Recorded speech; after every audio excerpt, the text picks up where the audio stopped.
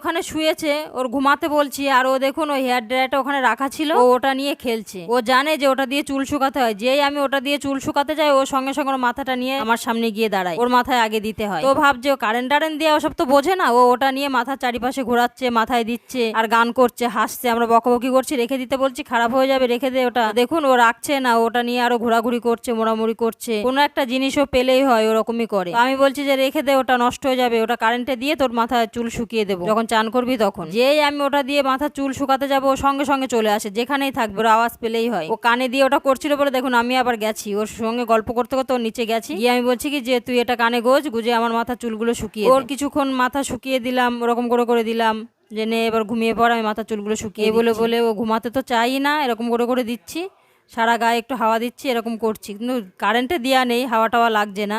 ও দেখুন ওর বুকের চুলগুলো শোকাবে, ও জানে যে এটাতে চুল শুকাতে হয়, বুকের চুলগুলো শোকাবে। ওরকম নিয়ে ওটা যদি আমি ওখান থেকে না সরাই তো ওটা আজকে ওখানেই ভেঙে যাবে।